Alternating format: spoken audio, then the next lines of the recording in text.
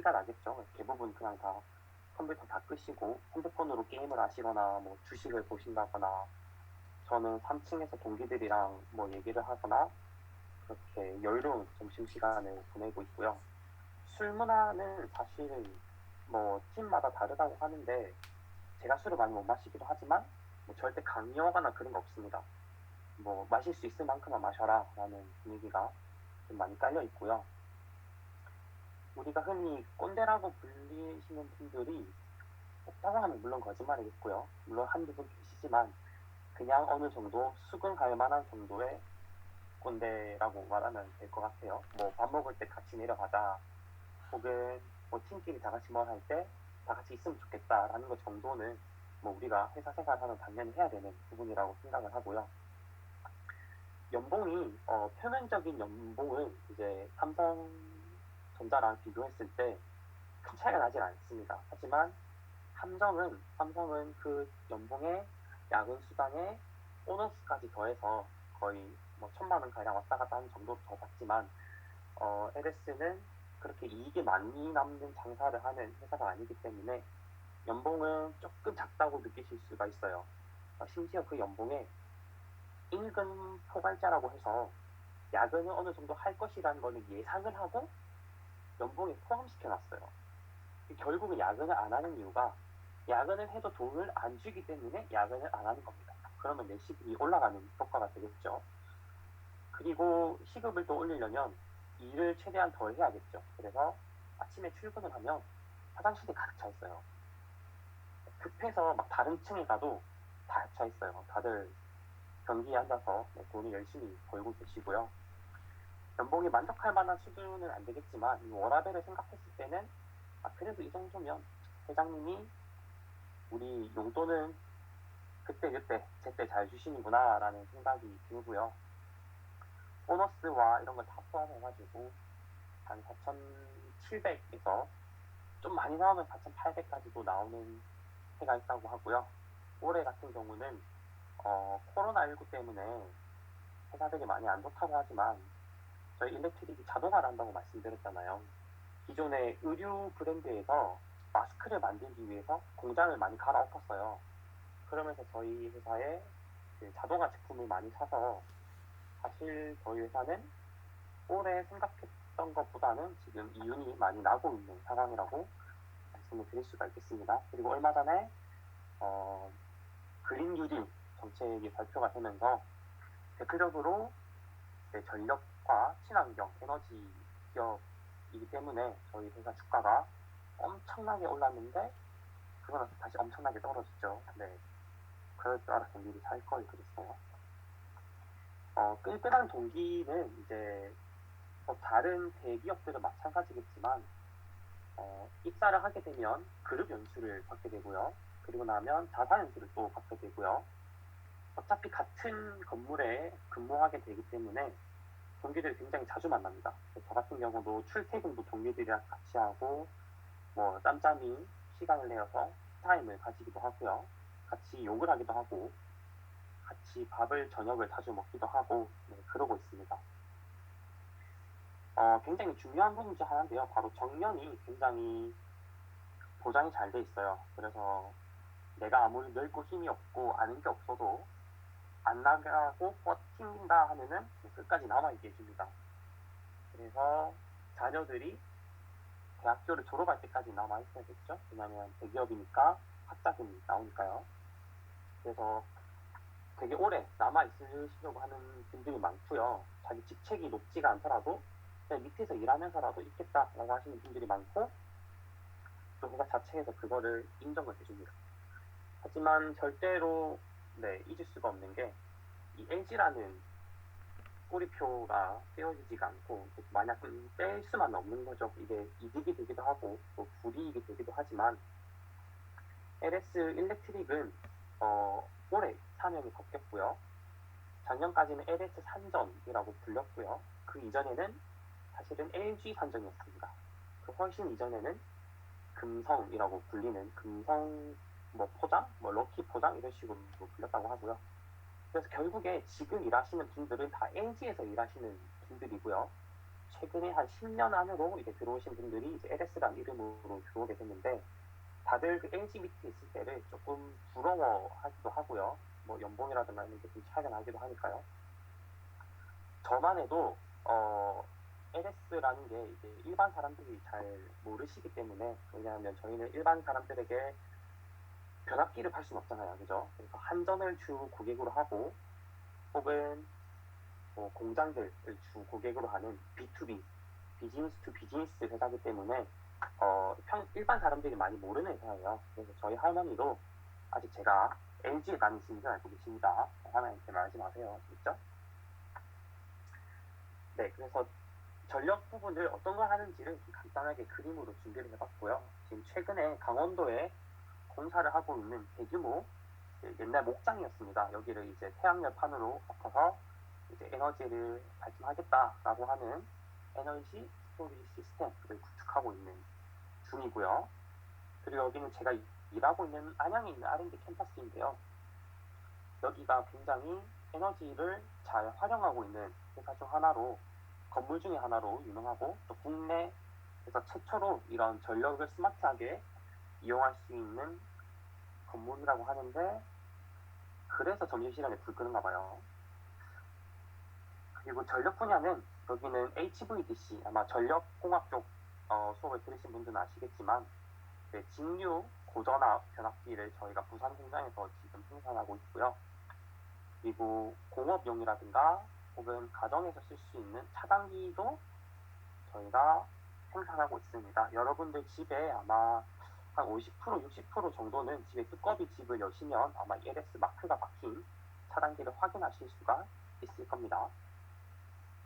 자동화는 이제 공장에 들어가는 라인을 저희가 만들고 있는데, 이제 왼쪽에 보시는 사진은 스마트 팩토리라고 해서 천안에 있는 모든 공정을 자동화시킨 공장입니다. 그래서 스스로 차단기를 만들고 있는 로봇들이 있고요. 그게 포장도 되고, 그 포장을 저 로봇이 옮기기도 하고, 직접 가봤는데 생각보다는 느리더라고요. 그래서 별로 이펙트는 없습니다. 그리고 인버터는 이제 모터를 제어하는 데 많이 사용되죠. 엘리베이터라던가 혹은 공장에 들어가는 모터들, 이런 것들을 제어하는 인버터를 생산하고 있고, 마트시어 1위를 저희가 지금 차지하고 있습니다. 그럼 제가 속해 있는 철도는 뭘 하냐면요. 지금 사진이 거꾸로 되어 있긴 한데, 오른쪽에 보시는 사진은 지금 만들고 있는 7호선 새 열차입니다. 여기에 열차를 만들진 않고요. 이 열차의 두뇌 부분이라고 할 수 있는 신호처리 시스템 장비가 들어가 있는데요. 지금 뚜껑 열려 있는 부분이 저희가 만들고 있는, 그래서 만들어서 납품을 한 장치입니다. 열차가 되게 간단하게 움직일 것처럼 보이지만 안정성을 굉장히 요하는 대중교통 수단이기 때문에 여러 신호들을 통해서 그거를 이용해서 판단을 하게 되어 있어요.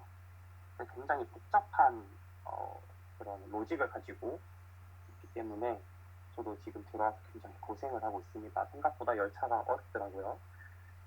저는 지금 이 열차에 들어가는 시스템을 하고 있고요. 또 다른 팀에서는 이제 레일에 들어가는 장치를 만들고 있습니다. 레일을 만드는 게 아니라 이제 레일과 차 사이에 어떤 신호를 주고받을 수 있도록 하는 장치들, 혹은 지금 차가 어디에 있다라는 것들을 분석할 수 있는 설비들을 만들고 있고요. 또 그거를 관제센터에서는 어떻게 좀 더 쉽게 보여줄 수 있을 것인가에 대한 그런 고민들도 하고 있고, 그래서 저희 사업부 이름이 철도 인프라 스트럭처입니다. 철도의 인프라를 제가 담당하고 있다라고 보시면 되겠어요. 실제로 KTX 산천에 들어가는 제어 시스템을 개발하기로 했고요. 지금은 7호선 하고 있고, 그 여의도에서부터 내려가는 신림선이라고 지금 만들고 있는데, 거기도 저희 제품이 들어가고요. 오늘 기사에도 떴지만 뭐 태국이라던가 말레이시아, 대만, 이런 동아시아가의 철도를 새로 정비하는 사업에 저희가 많이 투입이 되고 있습니다. 그래서 이걸 이용해서 돈을 벌고 있고요. 저는 여기서 이 제품 개발 역할을 맡고 있는데요. 코딩으로 어떤 신호가 들어오는지, 그런 걸 통신을 통해서 확인을 해야 되고, 그 신호에 맞게끔 이제 다른 연결되어 있는 장치들에게 어떤 신호를 내보내야 되는지 그런 것들을 코딩을 하고 있습니다. 그래서 간단하게 동영상 하나를 보여드릴게요. 아이고, 이랬구나. 지금 보시면 7호선 지금 시험 운전하는 장면인데요. 이제 한강을 지나가는 장면을 찍었어요. 이게 새벽 1시인가 그랬습니다. 열차가 다 멈추고 나서 시험 운행을 하고 있는 장면입니다. 아까 사진들을 좀 잊어주시고요. 철도 인프라에서 가장 중요한 거는 이제 실이라고 불리는 안정성을 획득하는 거예요. 이게 원자력의 안정성과 거의 맞먹는 수준의 안정성을 확보가 돼야 되고요. 이걸 위해서 이제 제품 개발부터 우리가 어떻게 개발했고 어떻게 개량을 했다라는 문서를 다 남겨야 됩니다.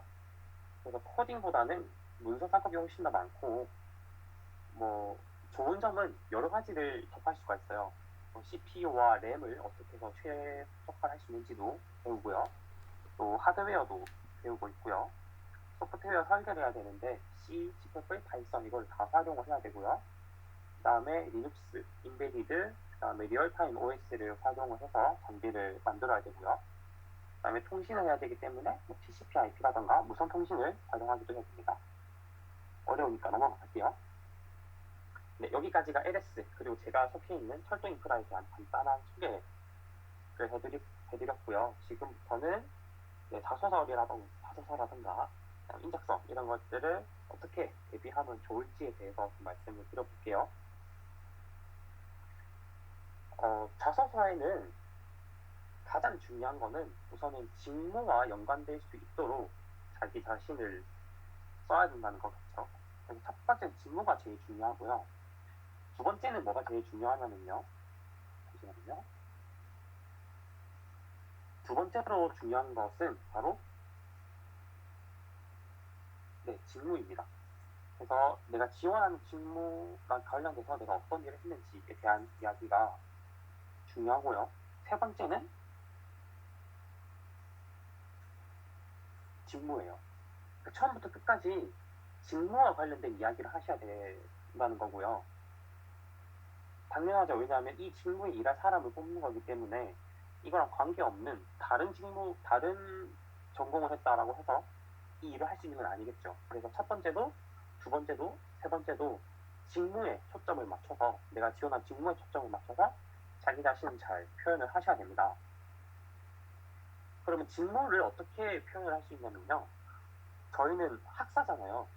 물론 석사로 하실 분들도 계시겠지만 회사나 팀에서도 학사인 신입사원들에게 많은 기대를 하고 있질 않아요. 왜냐하면 어차피 학사에서 배울 수 있는 거는 한계가 있습니다. 그래서 학사에게 전문 지식을 요한다기보다는 대학교 때 어떻게 살았냐라는 걸 훨씬 더 많이 물어보는 편이고요. 그래서 이 직무를 저희가 대학교 때 겪었던 이런 경험들을 바탕으로 해서 풀어내야 돼요. 그럼 경험에는 뭐가 들어가냐 하면 내용, 언제, 그리고 그거를 경험하면서 당연히 위기가 있어야 돼요. 그래야 스토리텔링이 되겠죠. 그리고 그거를 어떻게 해결했는지 이런 해결 방법 같은 것들이 들어가야 되고요. 그리고 이걸 경험했을 때 저의 역할이 중요합니다. 물론 혼자 하는 것들도 있겠지만 자소서에는 될 수 있으면 혼자 뭘 했다라는 내용보다는 팀으로 했다는 내용이 훨씬 더 많이 들어가는 게 좋아요. 왜냐하면 이 자소서를 읽으시는 분, 그리고 여러분들을 뽑으시는 분은 여러분들이 일할 팀의 팀장님이십니다. 그러니까 이 팀장님들은 이 사람이 혼자서 뭘 했다는 거에 주목하기보다는 팀원으로서 우리 팀에 들어왔을 때 어떻게 잘할 수 있는지를 훨씬 더 많이 포커스를 보게 될 거예요. 그래서 그런 부분들을 잘 생각을 하셔야 되고요. 그래서 이 경험을 얘기할 때 내가 이 팀에서 어떤 역할을 맡았다라는 걸 분명하게 적어줘야 됩니다. 리더에도 되고요. 팔로워에도 상관이 없어요. 그냥 내가 어떤 거를 분명하게 맡았고 내가 그 역할로 무엇을 했다라는 내용이 분명히 들어가는 게 좋습니다. 그리고 당연히 배운 점과 느낀 점이 들어가야겠죠. 이걸 통해서 나는 이런 상황에서 뭐 위기의식을 느끼고 훨씬 더 잘하더라. 이런 자기소개에 대한 내용들이 들어가야겠는데 결과는 중요한 게 아니에요. 잘했다, 못했다, 상을 탔다, 못 탔다, 대회에 떨어졌다, 붙었다. 그건 중요하지 않습니다. 그냥 그걸 위해서 우리 팀이 어떻게 노력을 했다라는 점이 훨씬 더 중요하기 때문에 저 대회 나가는데 상을 못 탔어요. 혹은 대회 나가는데 입선도 못했어요. 아무 상관없어요. 그거를 준비하는 과정에서 여러분들이 어떤 일을 했는지를 잘 소개하면 되겠습니다. 그리고 마지막으로는 내가 앞에서 배운 이 경험들을 어떻게 업무에 적용할 수 있겠다라는 거를 적으셔야 돼요. 그래서 내가 이 대회를 하면서 어떤 일이든 간에 계획을 안 세우고 급하게 하다 보니까 우리가 제대로 시간 안에 마치지 못했다. 그래서 결과가 안 좋았다. 그래서 전 앞으로 LS 일렉트릭에 들어가서 짧더라도 항상 계획을 세우면서 업무에 임해서 기간 안에, 정해진 기간 안에 일을 할 수 있는 그런 신입사원이 되도록 하겠습니다. 이런 식으로 업무에 어떻게 적용하겠다라는 내용이 분명히 필요하고요. 여기에는 회사 이름이 들어가줘야 돼요. 왜냐하면 여러분들이 이 경험을 가지고 여러 회사에 지원을 하실 거잖아요. 그러면 회사가 봐도 알아요. 얘 우리 회사 이름도 없고 다른 회사 거 그냥 베껴서 냈겠네? 이런 느낌이 들면 안 돼요. 그래서 될 수 있으면 하나의 지문 안에 한 번 혹은 두 번 정도의 회사 이름을 꼭 언급해 주시는 게 좋습니다.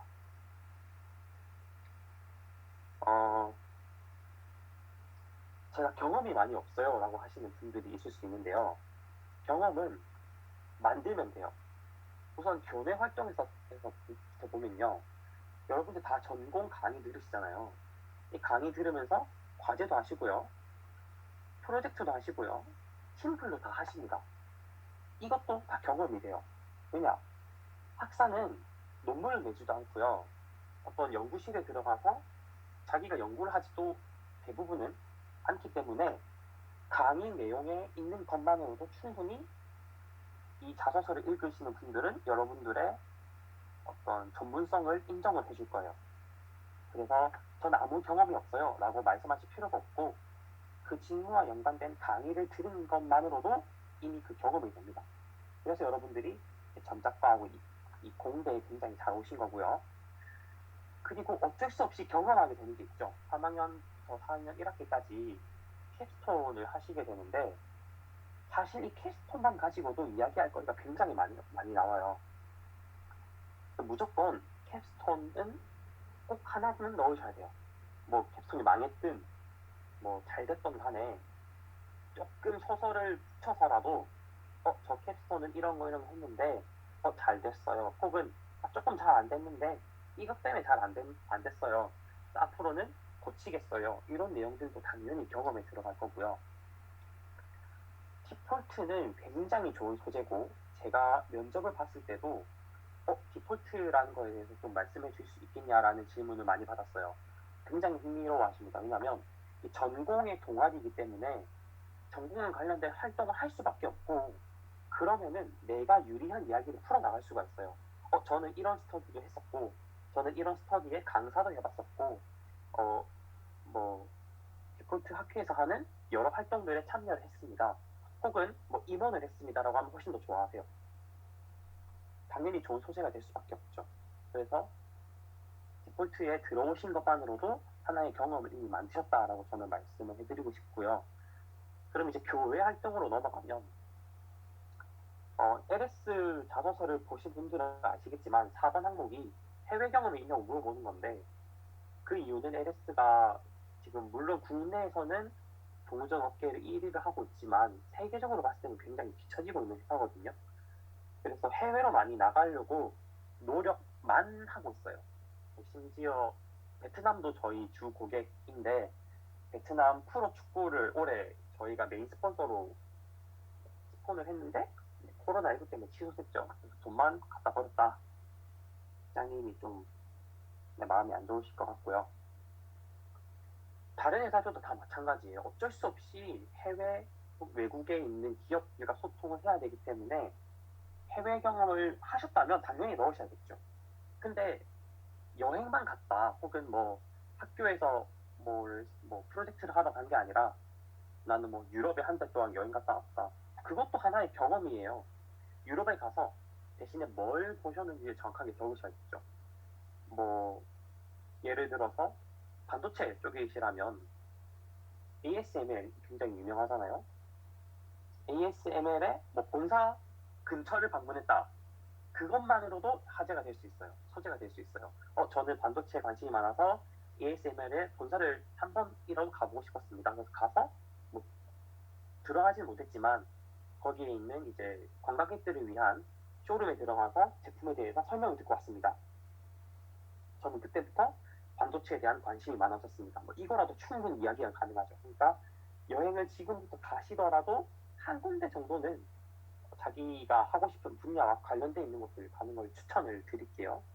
그러니까 정말 해외 경험도 하나도 없고 여행도 안 갔고 아무것도 안 했다. 그럼 뭘 쓰셔야 되는지는 좀 이따가 설명을 해드릴게요. 그리고 회사에 인턴을 했다. 굉장히 좋은 경험이 되겠고요.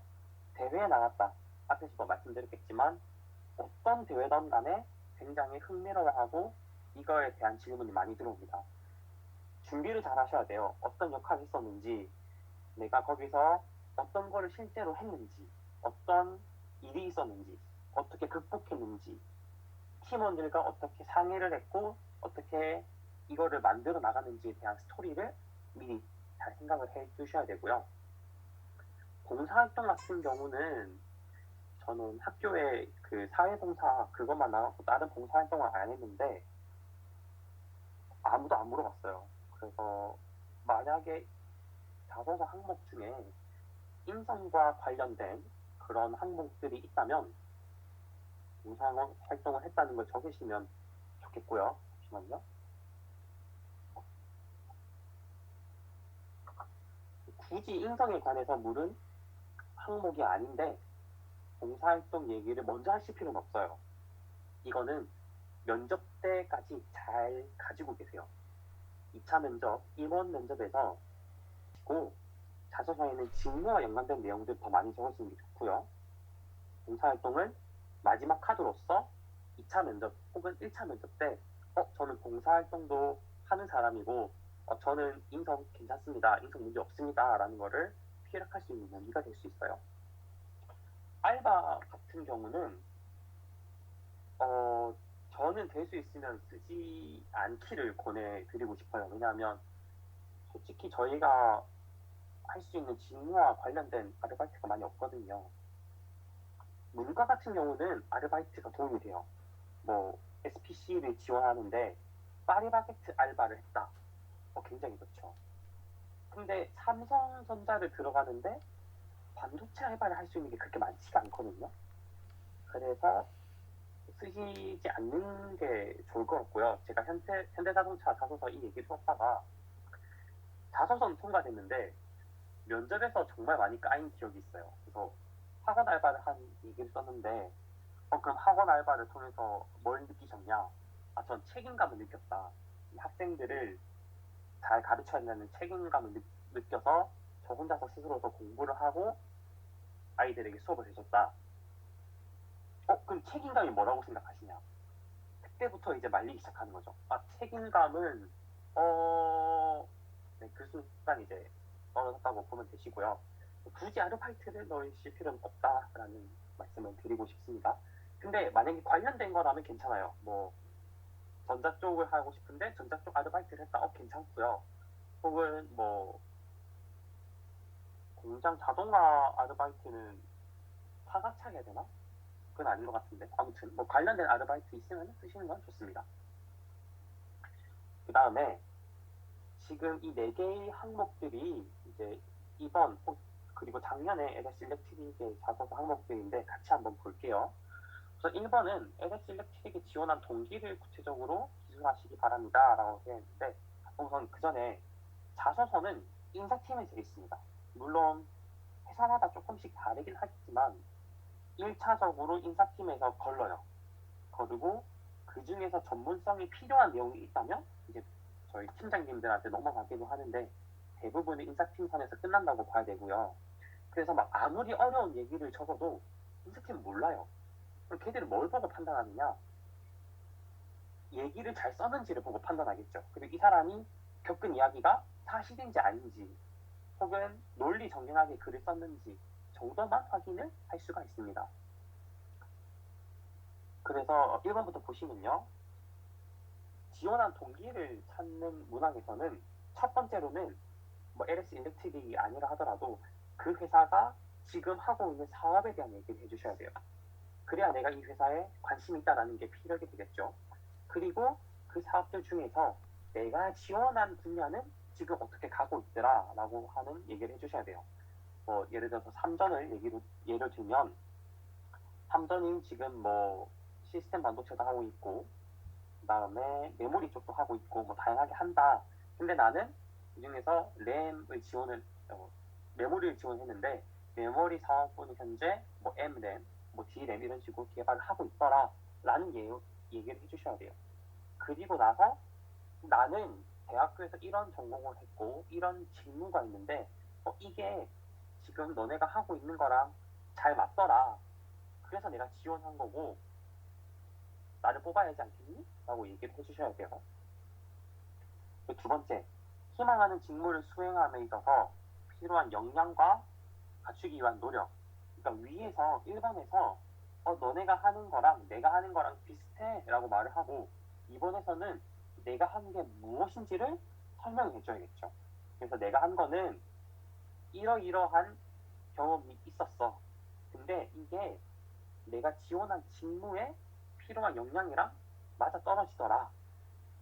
그래서 나뿐이지. 이렇게 이야기가 되셔야 됩니다.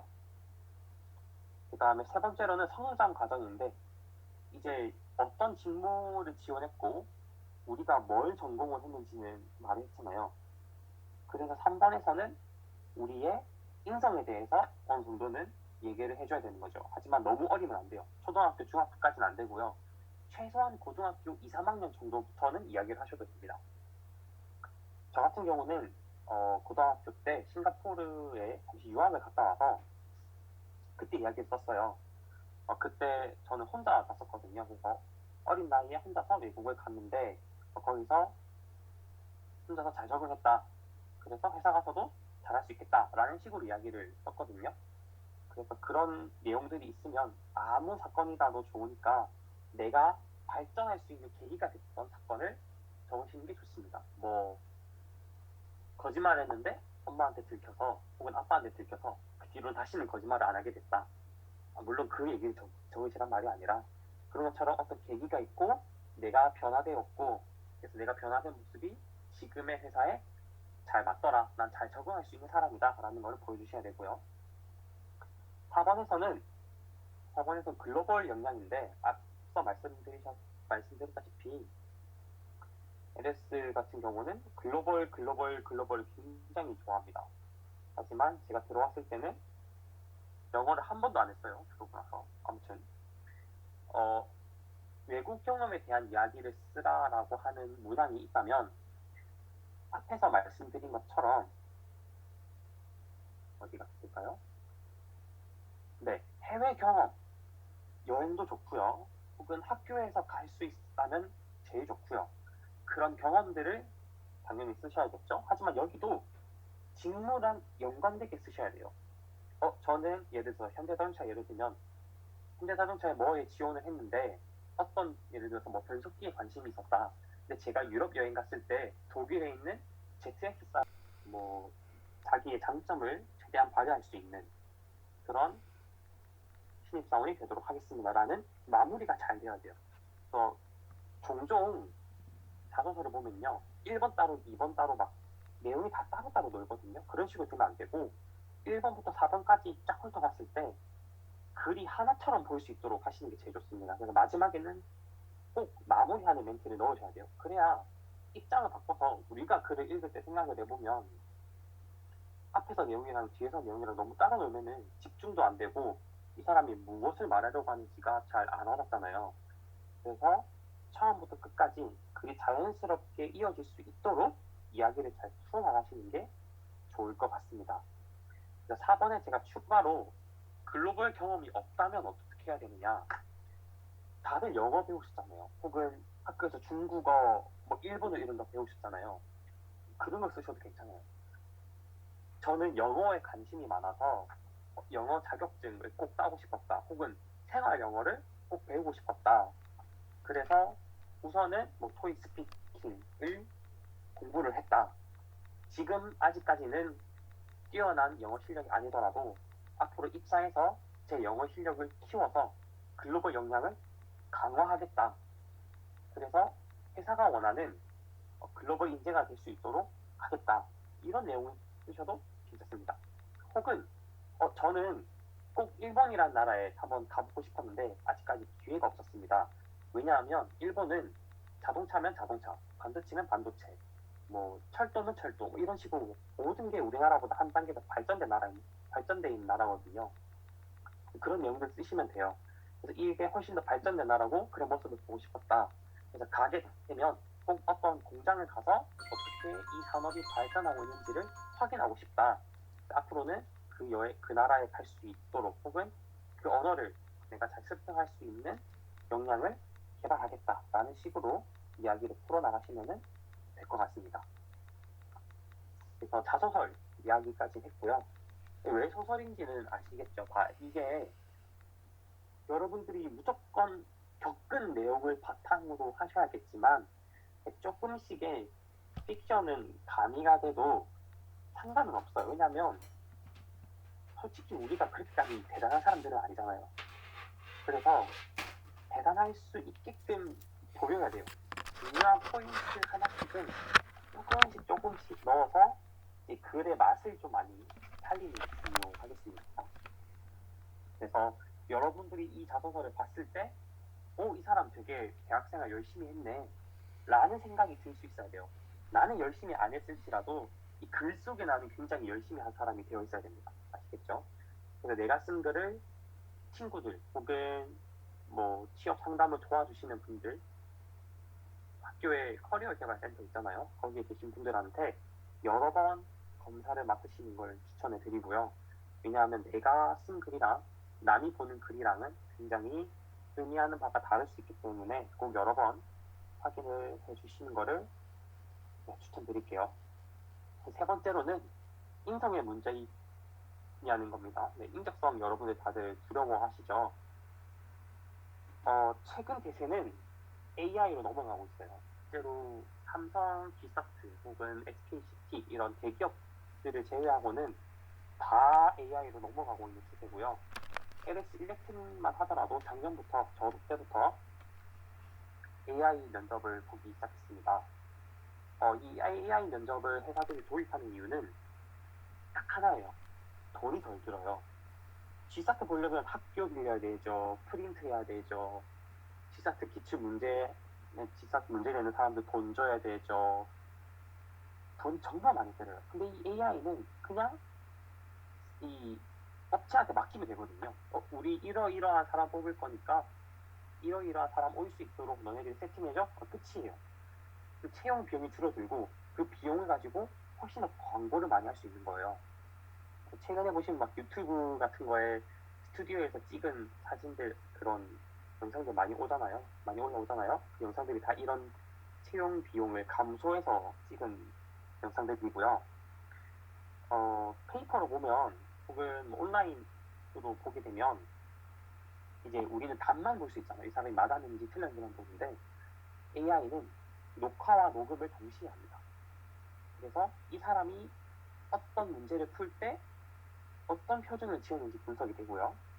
이 문제를 풀다가 욕을 하면 욕을 했다고도 뜬대요. 근데 실제로 욕을 했는데도 붙은 사람이 있기 때문에 뭐 이거는 정확한 건 아닙니다만은 녹화가 되는 건 확실해요. 그래서 AI 풀 때 될 수 있으면 모니터에서 눈을 떼지 마라 라고 얘기를 많이 하거든요. 이 카메라를 가지고 이미지를 가지고 이제 눈동자를 인식을 해서 이 사람이 뭐 자꾸 문제를 푸는데 눈동자를 굴린다 그러면은 문제를 집중하지 못한 사람이구나 라는 게 나올 수가 있겠죠. 그리고 많은 사람들이 AI를 통해서 문제를 풀게 되면 이 데이터가 쌓이고요. 지금 현재 우리 회사에 다니고 있는 임직원들의 데이터도 갖고 있을 거 아니에요. 그래서 우리 회사에 다니고 있는 이 사람들의 어떤 인적성, 그러니까 AI 데이터와 가장 비슷한 사람들을 추려서 온 거죠. 그냥 이 회사가 일관성 있는 사람들로 구성이 될 거 아니에요. 이런 면에서도 AI 면접이 굉장히 많이 확대되고 있습니다. 당연히 대비를 하셔야 되고요. 순서는 자기소개를 1분 시켜요. 그래서 저는 어디에 지원한 누구누구입니다. 여러분 다 1분 자기소개는 준비를 하실 거니까 그거를 그냥 간략하게 말씀을 해주시면 되고요. 상황극을 시킵니다. 한 2개 정도 있었던 것 같은데 제가 기억이 나는 건 이거예요. 문제가 당신의 선배가 해야 할 일을 당신에게 자꾸 넘긴다. 근데 오늘 같은 경우는 당신이 일을 다 끝내지 못했는데도 불구하고 선배가 일을 시키려고 한다. 그때 당신은 어떻게 하시겠어요? 라고 물어봅니다. 그러면 멘붕이 오죠. 네, 제가 하겠습니다. 라고 하는 사람도 있을 수 있고요. 저 바쁜데요? 선배가 알아서 하세요. 이럴 수도 있고요. 근데 이때는 최대한 실제 상황이라 생각을 하고 유연하게 대처를 해주셔야 돼요. 저는 어떻게 했냐면요. 선배님, 제가 선배님 정말 도와드리고 싶은데 제가 지금 이걸 급하게 팀장님께서 하라고 하셔가지고 제가 이것부터 다 하고 난 다음에 도와드려도 괜찮을까요? 이런 식으로 했거든요. 연기를 하셔야 돼요. 실제로 선배가 있다 생각하고 나의 내면 연기를 끌어오셔야 됩니다. 이게 뭐 오글거릴 수도 있지만 한 30초 오글거리고 취업하시는 게 낫겠죠, 그죠? 상황극을 하고 나면 이제 게임을 해요. 게임은 엄청 많았어요. 한 6가지, 7가지 더 됐던 것 같은데 카드 맞추기도 있고 암기력 테스트 하는 거, 뭐 추리력 테스트, 날씨 맞추는 거 있고요. 뭐 공의 무게 재는 거, 뭐 이런 게임들도 있습니다. 이거를 대비하실 수가 있어요. 어떻게 하냐면요. 제가 추천하는 거는 어플리케이션 중에 이 피크라고 하는 어플리케이션이 있습니다. 이게 이제 뭐 AI랑 비슷하게 이제 두뇌를 좀 활발하게 해주는 뭐 그런 어플이라고 하는데 저는 대체적으로 만족을 했어요. 이 어플을 쓰면서 나름대로 대비를 했었고요. 뭐 잘했으니까 AI를 통과를 했겠죠. 네, 그래서 관심 있으신 분들은 이 어플 다운받으셔서 하루에 한 10분? 20분 남짓? 게임을 맞추는 게 있어요. 그래서 그걸 하시다 보면 아마 자연스럽게 적응이 될 거라고 생각을 합니다. 그에 반해서 지금 G사트를 포함해서 이제 페이퍼로 보는 그런 인적성 같은 경우에는 어려워요. 이게 단시간에 하기는 굉장히 힘들고 제가 LS 연 것도 작년에 G사트를 떨어졌기 때문이겠죠. 그래서 제가 뭐 할 말은 아닙니다만은 이미 올해 4학년이신 분들은 9월달이 들어가자마자 당연히 시작을 하셨어야 되고요. 빠르신 분들은 방학이 되자마자 시작하셨어야 되고요. 더 빠르신 분들은 작년, 그러니까 1학기 기말고사가 끝나자마자 시작하셨어야 돼요. 그래서 미친 듯이 G사트를 풀고 있을 거라고 저는 믿고 있고요. 저는 3학년인데요. 그러시면은 책을 한 권 사셔서 일주일에 한 개, 좀 여유가 되시면 2개 정도는 미리미리 조금씩 풀어보시는 거를 추천을 드려요. 삼성을 정말 가고 싶으시다면. 저는 2학년인데요. 2학년도 해주시면 좋고요. 1학년인데요. 1학년은 노셔야 됩니다. 그냥 열심히 노시고요. 1학년 때 열심히 놀아야 나중에 열심히 일하겠죠. 그래서 이 인적성의 최종적인 목표는 뭐냐면요. 일단은 어느 정도 IQ가 있는 사람을 뽑고 싶어 해요. 근데 IQ만 높다고 되는 게 아니라 인성에 문제가 없어야 돼요. 가짜 사나이처럼.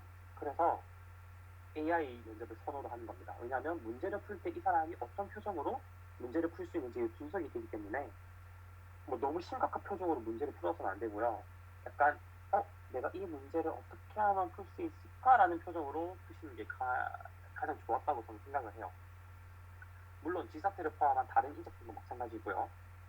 여러분들이 똑똑하기만 한 사람이 아니라 이제 인성까지 갖추고 있다는 거를 이제 이 인적성을 통해서 표현을 해주셔야 됩니다. 그렇죠? 거의 다 왔어요. 지금 1시간 가량 되어가는데 마지막 면접에 대한 이야기만 하고 이제 잡서스 들어가셔야죠. 면접에는 누가 오는지 우선 파악하시는 게 좋습니다. 1차 면접은 대부분 직무와 관련된 면접이고요.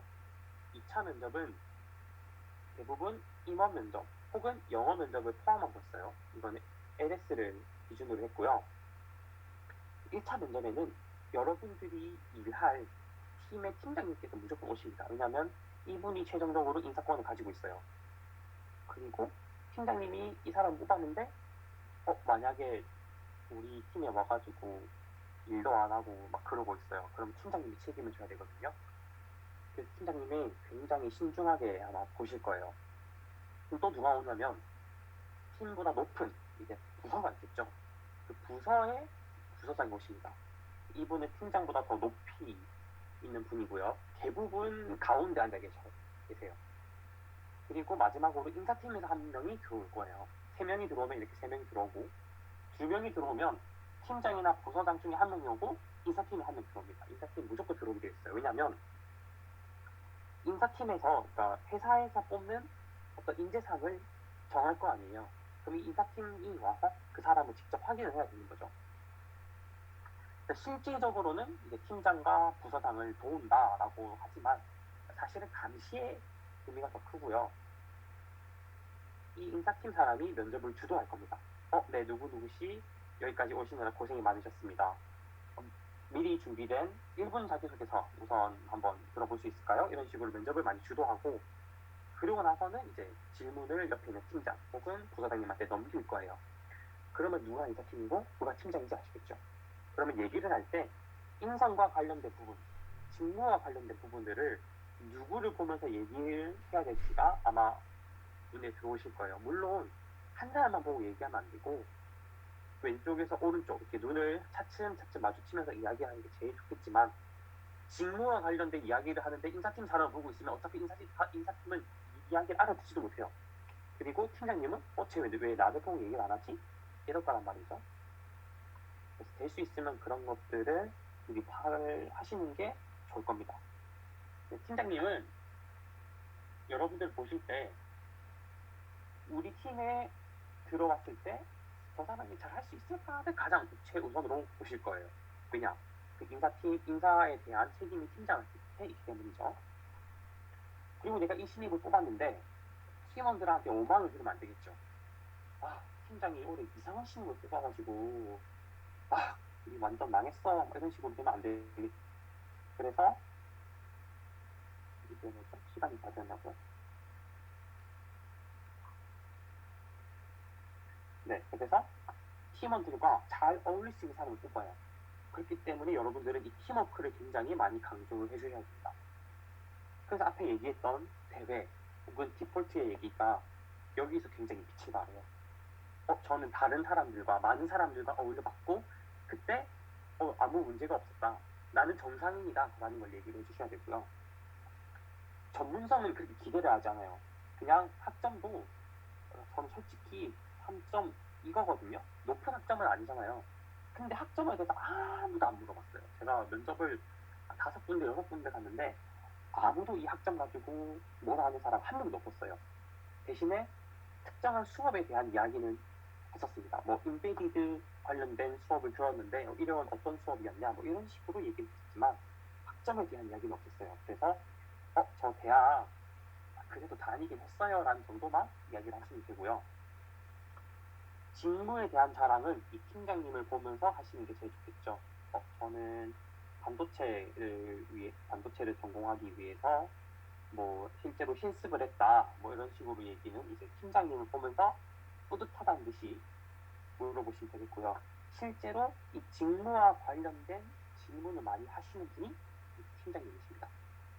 부서장님은 뭘 하시냐면요, 사실 이분은 이제 관리직이잖아요. 그래서 이 사람이 정상적인가 그건 보고 있어요. 얘가 말을 제대로 하나 못하나, 인사를 제대로 하나 못하나. 그래서 좀 꼰대력이 있으시고 우리는 그 꼰대력을 이겨내야 되는 힘이 있어야 됩니다.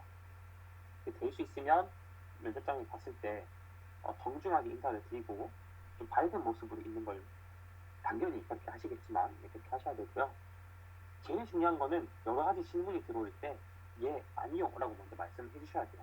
그래서 이러이러한 수업을 들었는데 여기서는 무엇을 배웠나? 이러면은 저는 그 수업을 들으면서 어떠한 것을 배웠습니다. 특히 거기서 이런 과제를 했었는데 그 과제에서 제가 어떤 역할을 맡아서 어떤 부분을 해결할 수 있었습니다. 짧게 하시는 게 중요합니다. 다른 소리를 하시지 마세요. 그냥 물은 말에만 반박하시면 됩니다. 아시겠죠? 이 부서장님은 직무와는 살짝 거리가 멀기 때문에 이 사람이 회사에 잘 들어와서 사람들이랑 잘 지내려나? 하는 것들을 더 많이 보십니다. 실제로도 스트레스를 어떻게 해소하는지 많이 물어봤고요. 혹은 사람들과의 관계에서 어려워하지 않는지 이런 것들은 팀장님도 마찬가지로 물어보셨지만 부서장이 굉장히 많이 물어봤던 기억이 나네요. 부서 임원분들은 이제 꼰대 중에 꼰대, 탑 오브 탑, 여러분들이 마주할 수 있는 가장 높으신 분이에요. 우리가 뭐 회장만 할 수 있는 건 아니잖아요. 그래서 이 사람이 대학 때 뭘 해서 어떤 직무를 가지고 있다라는 얘기를 하기보다는 지금 당장에 우리가 뭘 하고 있는데 너 여기서 뭘 할 수 있어? 라는 거를 많이 물어보시는 편입니다. 저 같은 경우는 이제 철도가 자율주행을 하려고 하거든요. 그래서 우리 철도 분야는 지금 자율주행을 하려고 하는데 하나 씨가 생각하시기에는 철도의 자율주행을 하는 데 있어서 가장 중요한 부분이 뭐라고 생각하나? 이런 식으로 물어본단 말이죠. 당황스러울 수 있잖아요. 근데 어쨌든 대답은 하셔야 됩니다. 저는 뭐 안전성이라던가 그런 것들이 굉장히 중요하다. 그리고 사람들이 편리하게 이용해야 되기 때문에 고장이 잘 나면 안 된다. 이런 식으로 얘기를 했었던 것 같고요. 정확한 기억은 안 납니다만. 그래서 팀장님이랑 질문하는 딱 그게 달라요. 이분은 산전수전 다 겪으셨어요. 그래서 여러분들을 보시면은 대략 사이즈가 나올 것 같아요. 이 임원분한테 굉장히 잘 보여야 되는데 절대로 튀려고 하면 안 돼요. 옆 사람이 이런 대답을 했어? 난 얘보다 무조건 잘난 대답을 할 거야. 그러시면 안 되고요. 정말 누구보다 평범하게, 정말 누구보다 간단하게 대답을 하시는 걸 추천드려요. 뭐 혹시 봉사활동 해본 사람 있나? 라고 물어본다면 옆에서 저는 외국까지 가가지고 봉사활동 하고 왔어요. 이런 사람 분명 있을 거예요. 근데 나는 외국도 안 갔다 왔고 봉사도 학교에서밖에 안 했는데 아무 상관없어요. 봉사활동을 누가 더 잘했냐라고 물어보는 게 아니라 너네 봉사활동 하면서 뭘 느껴봤어? 라는 걸 물어보는 거거든요. 그래서 저는 학교에서 이런 봉사를 할 수 있는 기회가 있어서 어느 단체에 가서 봉사를 했었습니다. 그 봉사활동을 할 때 저의 이 작은 도움을 이 사람들이 굉장히 크고 고맙게 생각을 해줘서 굉장히 뿌듯했습니다. 제가 이 들은 시간이 아깝지 않았습니다. 요것만 해도 괜찮아요. 굳이 살을 더 붙여서 화려하게 보일 필요가 전혀 없습니다. 오히려 그러면은 쟤는 옆 사람보다 더 시기 질투를 해서 막 잘하려고 노력하는 사람인가? 이런 식으로 막 생각을 하게 되거든요. 임원이 그런 생각을 하게 두지 마세요. 그냥 나는 굉장히 정상적이고 노멀한 사람이다 라는 거를 보여주셔야 됩니다. 아시겠죠? 1차 면접 결과는 사실상 아무 의미가 없어요. 왜? 임원이 마음에 안 들면 떨어지거든요. 실제로 1차 면접에서 2등을 했었던 저희 동기가 있는데 그분이 임원 면접에 올라왔었어요. 그 사람은 인턴이었는데 임원이 1등 면접 1등 한 사람이 너무 마음에 안 들었다는 거예요. 야 얘는 뽑지 마 이랬대요. 그래서 제 동기가 뽑혔어요. 그런 경우도 있습니다. 그래서 1차 면접 때 나보다 잘한 사람이 있었는데 그 사람이랑 2차 면접을 또 만났어. 아무 걱정하지 마세요. 어차피 리셋된 거고 여기서는 이 사람한테만 잘 보이면 되는 겁니다. 아시겠죠? 그래서 이걸 제가 별거 아닌 걸로 되게 트집 많이 잡아요. 저 인도네시아에 7년 살다 왔어요. 이런 사람이 있었거든요. 7년? 왜 7년을 살았어? 초등학교는 6년이고 야 중고등학교 3학년 3학년 6년 아니야? 왜 7년을 살았어? 이런 식으로 물어보는 사람이 있어요. 속으로는 짜증나겠죠. 아니 왜 그런 걸 물어봐? 근데 참으셔야 돼요. 제가 7년인 이유는요. 초등학교 6학년 때 갔거든요. 그래서 초육 포함해서 7년을 있다 왔습니다. 이런 식으로 별거 아닌 걸로 막 꼬투리 잡아도 좀 유들유들하게 넘어갈 수 있는 그런 마음이 필요합니다. 대답할 때는 다리 떨거나 그러시면 당연히 안 되시겠지만 겸손한 마음으로 나를 면접 봐주셔서 감사합니다라는 마음으로 면접을 보셔야 돼요. 그래서 자신감을 잃으시면 안 되고요. 저를 한번 보여드리겠습니다. 이런 식으로 좀 가벼운 마음을 가지실 때 태도는 다르게 손은 항상 무릎 위에 딱 얹은 상태로 얘기를 하셔야 되고요. 의자에서 왔다 갔다 이렇게 끄덕거린다던가 하시면 안 되겠습니다. 그리고 계속 말하는 거지만 질문에 대답을 먼저 하세요. 네, 아니요. 저는 이렇게 생각합니다. 저는 이러이런 활동을 했었습니다. 대답을 먼저 하시는 게 중요하고 그 뒤에 설명도 간단하게 자기 생각을 어필할 수 있으면 되겠습니다. 제가 이 LS 일렉트릭 2차 면접을 볼 때 한 명 뽑는 자리인데 3명이 왔었어요. 저 포함해서. 한 명은 인도네시아에서 7년을 살았대요. 근데 이 철도가 앞서 말씀드렸다시피 뭐 태국이라던가 인도네시아, 뭐 베트남 이런 쪽으로 굉장히 많이 나가고 있거든요. 그걸 이제 기사를 통해서 저는 알고 있었는데 인도네시아에서 7년 살았다니까 당연히 저 사람이 뽑히겠구나라고 생각을 했어요. 근데 그 옆에 앉은 가운데 앉은 여자가 한 명 있었는데요. 그분은 성동란대학교 전자공학인데 말을 너무 잘해요. 막 어떤 질문이든 간에 너무 말을 잘하는 거예요. 그래서 저는 내가 되게 힘들겠구나. 내가 면접관이라면 저 중에서 누굴 뽑지? 라는 고민을 하고 있었어요. 면접을 볼 때. 근데도 제가 됐단 말이죠. 이유는 모르겠어요. 그러니까 면접은 정말 까보기 전에 몰라요. 그래서 제가 생각했을 때는 저는 정말 그냥 간단한 답변만, 정말 심플한 답변만 했단 말이에요. 그래서 이 임원은 우리가 볼 때는 경쟁자가 화려해 보일지라도 임원이 봤을 때는 그게 마이너스일 수 있는 거예요. 여러분들이 자신감을 가지고 내가 경험한 거는 나만 경험한 것이고 여러분들은 것이잖아요. 그러니까 그거를 잘 표현할 수 있으면 충분히 좋은 결과가 있을 것이라고 생각을 합니다. 그리고 이 인사팀 사람이 꼭 하나씩 킬링 질문을 해요.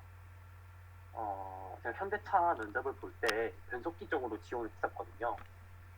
근데 뭐 제어도 했었고 인베디도 했었기 때문에 다른 입국장님들한테는 전 나름 좋은 평가를 받은 것 같은데 인사팀장이 저한테 그런 질문을 했어요. 지금 지원자께서는 전자공학을 전공하셨는데 변속기는 기계와 많이 관련된 것이고 메커니즘이 굉장히 복잡한데 그걸 이해하실 수 있으시겠어요? 이렇게 물어보는 거예요. 당황스러웠죠. 제 나름대로는 공부를 많이 했는데 이런 것까지 물어볼 줄 몰랐거든요. 좀 어버버했던 것 같아요. 저는 다양한 매체를 활용해서 유튜브나 이런 걸 보면서 기어 변속기의 메커니즘을 많이 공부했습니다. 되게 많이 도움이 될 것 같습니다. 그랬는데 유튜브가 공부가 될까요? 이러는 거예요. 그때부터 망했구나. 다시는 현대자동차 안 산다. 그랬는데 킬링 질문 조심하셔야 됩니다. 인사팀에서 그런 질문 할 수 있다라는 걸 이해하셔야 되고요. 좀 정리를 하자면요. 여러분들이 팀장일 때 내가 신입사원을 뽑는다면 혹은 내가 우리 팀에 들어올 사람 뽑는다면 어떤 사람 뽑을지를 생각을 해보셔야 돼요. 일만 잘한다고 해서 뽑으면 될까요? 안 되겠죠. 사회성만 좋고 일은 아무것도 못해요. 그것도 안 되겠죠. 어쨌든 우리 팀, 우리 회사에 잘 적응해서 살아남을 수 있는 사람을 뽑을 거란 말이에요. 그런 관점에서 여러분들이 면접을 보셔야 돼요. 너무 잘난 사람도 안 뽑고요. 너무 못난 사람 당연히 안 뽑고요. 정말 평범하고 정말 회사에서 오래 남을 수 있는 사람을 뽑으려고 할 겁니다. 왜냐하면 이 한 사람을 뽑는데 회사에서 굉장히 많은 돈이 들어가요. 왜냐하면 면접 보는 면접관들한테도 돈 줘야 되고요. 면접 보러 오는 사람한테 면접비 줘야 되고요. 그 다음에 이 채용 시스템을 다 진행하기 위해서 돈이 꽤나 많이 들어요. 그런데 이 사람을 뽑았는데 1년도 안 돼서 나간다? 완전 마이너스죠. 그래서 회사에서는 우리 회사에서 오래 남을 수 있는 사람을 뽑아요. 그래서 여러분들도 면접을 갈 때 저는 이 회사에 너무나 관심이 많고 여기서 계속 일하고 싶고 전 정말 정상적인 사람이고 다른 사람들과도 정말 잘 어울리는 그런 사람입니다라는 거를 많이 얘기해 주시는 게 좋습니다. 그래서 제가 이 제목을 정상인인지만 잘 말하라 라고 이렇게 얘기를 드렸고요. 거의 앞에서 말한 거랑 비슷한 내용인데 이게 좀 중요한 것 같아요. 혼자 들어가는 면접이 아니라 다른 사람이랑 같이 들어가는 면접이 있을 수 있거든요. 그때는 옆에 사람이 말하고 있으면 듣는 신용이라도 하셔야 됩니다. 하면서 이 사람이 웃긴 얘기를 할 수가 있잖아요. 그럼 면접관들은 웃을 거예요. 그때 여러분들 같이 웃잖아요. 그럼 면접관들은 쟤 뭐야? 쟤한테 질문도 안 했는데 여러 사람 말 듣고 있네? 엄청난 플러스가 됩니다. 그래서 이거를 명심을 해주시고요. 근데 제가 이거를 하다가 엔코 코리아라는 곳에서 면접을 봤었어요. 근데 제가 이미 LS에 붙은 상황에서 2차 면접을 보러 갔었거든요. 엔코에. 근데 이미 붙었는데 왜 갔냐? 근데 면접을 보러 가면 5만 원이 줍니다. 그래서 갔는데 치킨 먹으러 갔거든요. 그래서 옆 사람이 말하는데 너무 재밌는 거예요. 막 자기 학교에 있었던 이야기 하는데 막 저도 막 웃으면서 이야기를 드렸는데 저보고 하나씨께서는 긴장이 하나도 안 되시나 보네요?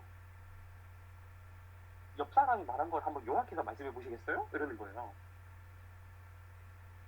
그때부터 이 회사는 안 되겠구나 라는 생각을 했습니다. 그런 일도 있을 수 있으니까 적당히 이야기를 들으면서 면접에 임하시면 좋을 것 같습니다. 요거를 한번 얘기 드리고 싶어요. 여러분들 1분 자기소개 이런 거 다 막 준비하라고 난리일 건데 실제로 면접을 본 사람 입장에서 저게 그렇게까지 중요하다고 느끼지 않았어요. 왜냐면 들어가자마자 물론 첫인상이기 때문에 말을 잘하는 건 중요하겠죠. 하지만 여기에 너무 많은 공을 들이실 필요는 없다는 말씀을 드리고 싶어요. 나는 어디 지원한 누구다. 나는 이 직무가 왜 좋아서 지원했다. 오늘 면접 잘 봐서 꼭 같이 일하고 싶다. 요거만 말하면 돼요. 그 이상도 그 이하도 필요 없어요. 저랑 같이 본 면접자 중에 저는 나무 같은 사람이라고 말씀드리고 싶습니다. 저는 어떠한 시련이 와도 절대 쓰러지지 않는 굉장히 뿌리가 깊은 나무입니다. 이 사람 1차 면접을 저랑 같이 봤는데 근데 2차 때 안 보이더라고요. 이건 쌉소리 하시면 안 되고요. 이런 사람도 있었어요. 저는 무풍의 흑훈 같은 사람입니다. 존재감은 없지만 항상 그 주변에서 사람들을 도와주는 역할을 하는 사람입니다. 저는 회사에 들어와서도 무풍 에어컨 같은 사람이 되고 싶습니다. 이런 사람이 있었거든요. 실제로 있었어요. 이 사람도 2차 면접에서 안 보이긴 했지만 무풍 에어컨 같은 사람이라는 아이디어는 어디서 나오는지 모르겠지만 이런 거 하지 마세요. 여러분들 문과 아니시잖아요. 문과는 하지 마시고 그냥 나 뭐 지원하는 사람이고 나 뭐 할 수 있고 나 오늘 면접 잘 보겠다. 잘 부탁드린다. 이런 얘기만 하시면 돼요. 왜냐하면 이 시간은 여기 온 면접관들이 여러분들의 자기소개서를 읽는 시간이에요. 그래서 잘 안 들어요. 5군데 면접을 봤는데 제 1분 자기소개를 제대로 들은 사람 한 명도 없었어요. 다 자소서 읽고 있어요. 얘 뭐지? 얘 어디 학교 나왔어? 뭐야? 뭐 자소서 잘 썼나? 이런 거 보고 있어요. 그리고 이걸 시킨 이유는 너무 긴장하고 있으니까 긴장 좀 풀라고 미리 준비하신 1분 자기소개 부탁드릴게요. 이렇게 말을 해요. 그러고는 자기네들 다 자소서 읽고 있고 저는 긴장한 채로 미친 듯이 외운 대로 막 하고 있고 그럴 필요가 없어요. 그냥 심플하게 말하시고 더 중요한 건 그 뒤에 나오는 여러분들의 경험에 대해서 굉장히 자세하게 하고 드릴 거예요.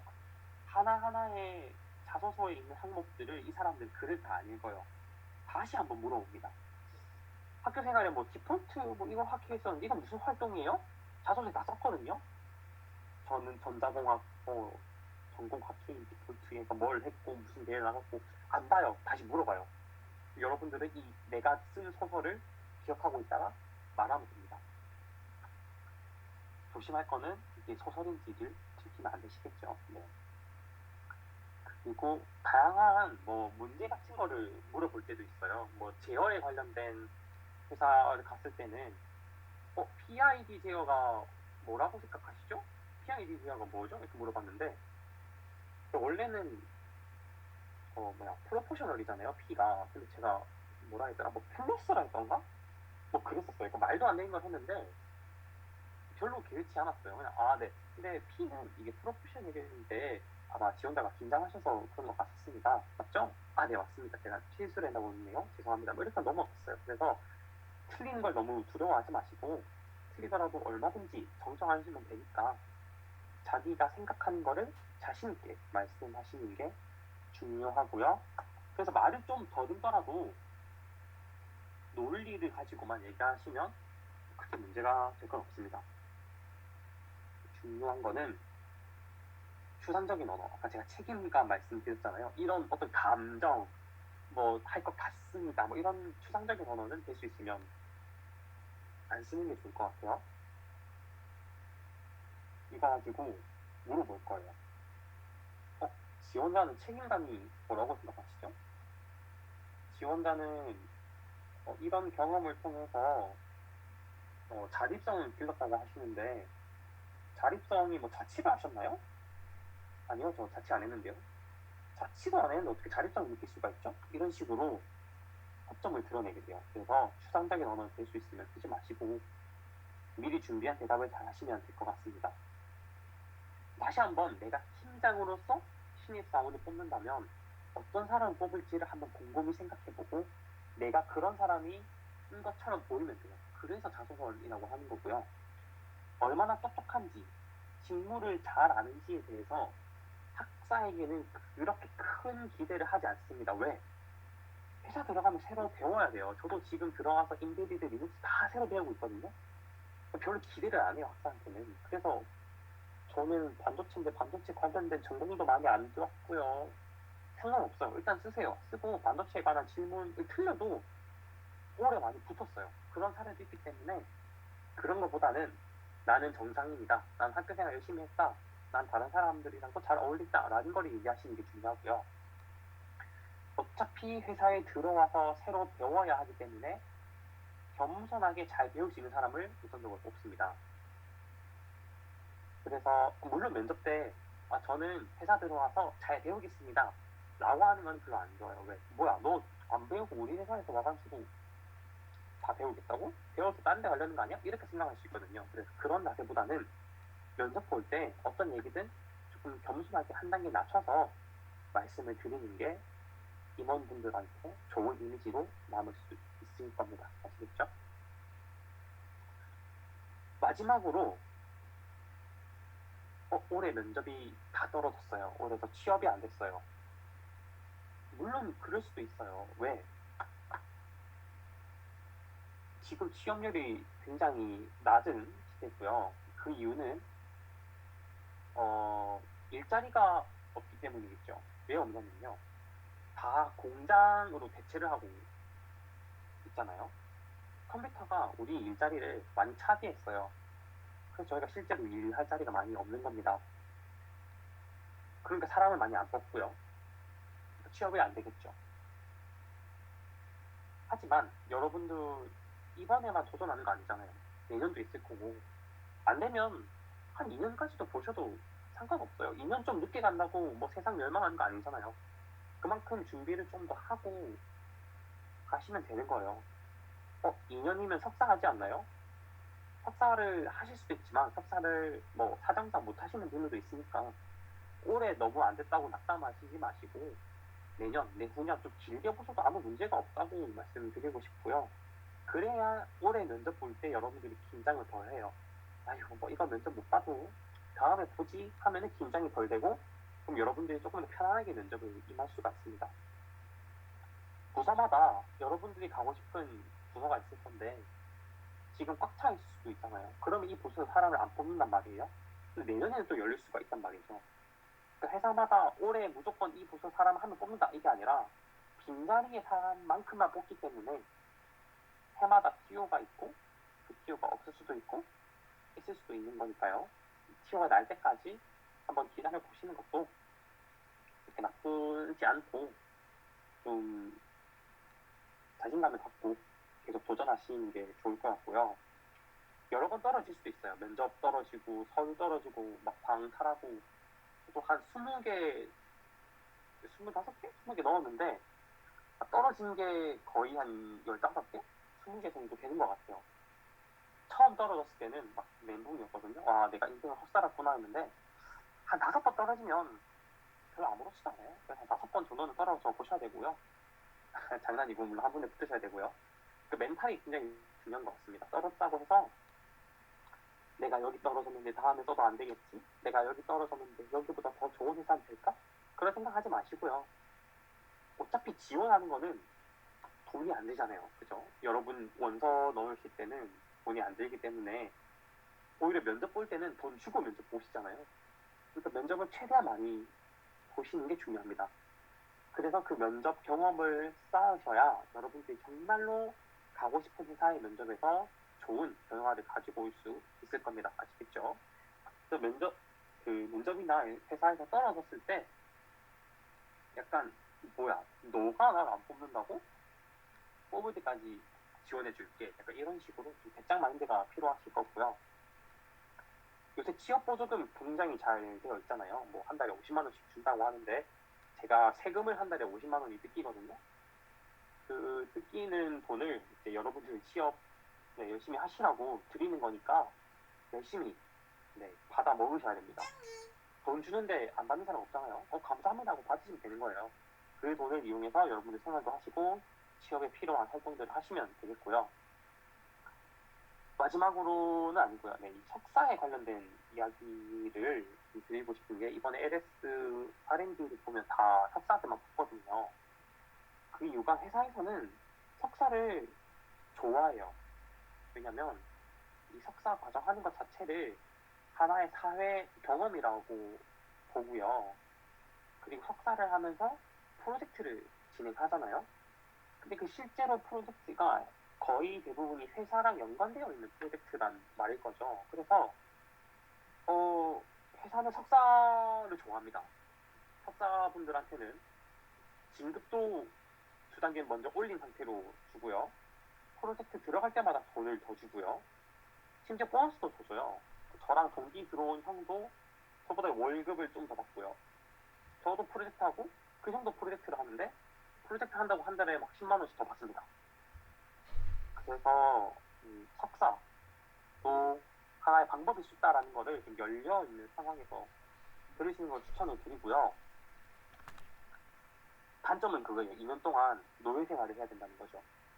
월급도 제대로 못 받고 학교에 갇혀서 해야 되는데 석사를 하게 되면 그 분야에 대한 전문성 높아질 수 있기 때문에 꼭 석사를 하시기를 꼭이 아니라 그러니까 꼭이 아니라 그 가정 형편이 된다면 그러니까 집안에서 좀 여유가 있다거나 아니면은 전액 장학금을 받는다거나 하고 나는 공부에 좀 취미가 있다라고 하시면은 석사 하시는 거 저는 사실 좀 추천드릴게요. 내가 노예처럼 할 수 있다 그러면 가시고요. 나는 노예 못하겠다 라고 하시면 바로 석사로 취업하시면 되겠습니다. 마지막으로 인생은 주식입니다.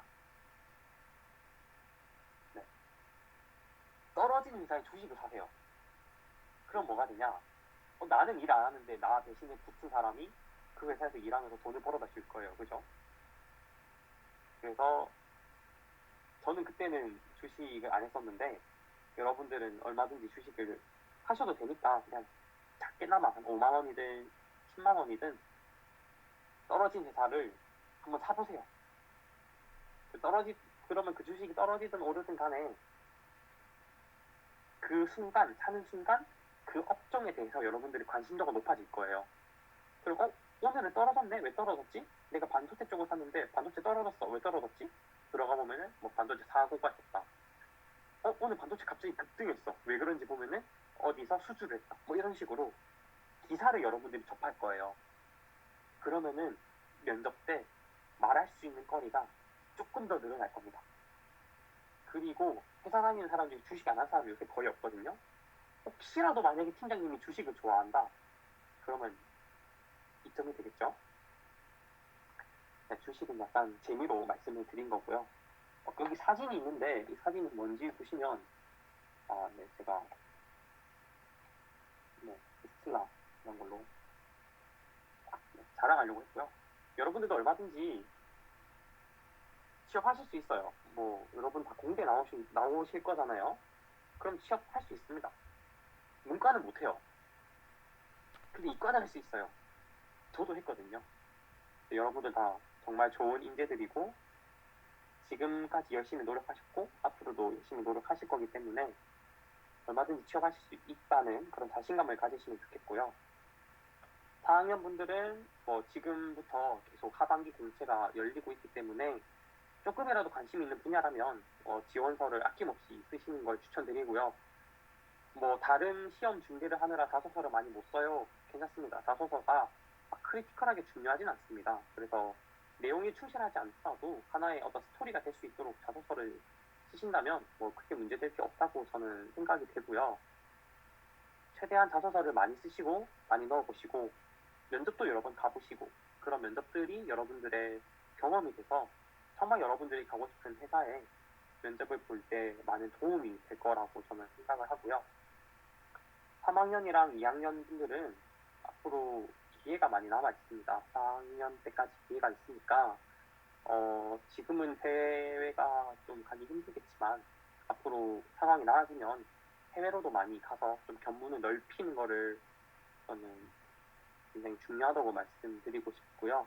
대회 같은 거 그냥 친한 친구들끼리 팀 모아서 아무 데나 한번 나가보세요. 뭐 유니버시아드든 무슨 다양한 대회가 요새 많잖아요. 그런 것들을 무조건 나가보세요. 결과가 좋든 나쁘든 간에 나가시면 그 순간 여러분들의 자소서 건덕지가 되는 겁니다. 아시겠죠? 그리고 G사트 같은 경우에 다들 삼성 가고 싶어 하실 거니까 돈 많이 버셔야죠. 그죠? 열심히 푸셔야 됩니다. 네, 많이 풀어보시고 저는 떨어졌지만 여러분들은 붙어서 그보다 돈 많이 버시기를 바라겠고요. 혹시 질문 있으신 분 있으실까요? 질문하실 분은 마이크를 끄시고 네, 말씀해 주시면 될 것 같은데 혹시 질문 있는 사람? 네, 질문할 리가 없죠, 그죠? 네, 정특이잖아요, 우리나라. 네, 지금까지 1시간